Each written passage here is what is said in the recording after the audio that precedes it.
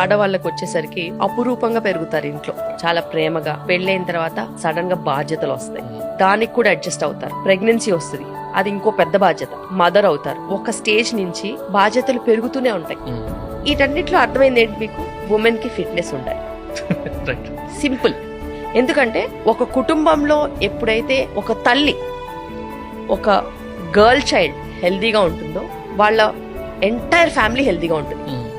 ఆడవాళ్ళు హెల్త్ బాగాలేకపోతే కుటుంబం అస్తవ్యస్తంగా అయిపోతుంది, చెల్లా చెదరైపోతారు. అది మీరు గుర్తుపెట్టుకోవాలి. మీరు ఏదో సాక్రిఫైస్ చేస్తున్నారు అనుకోవద్దు.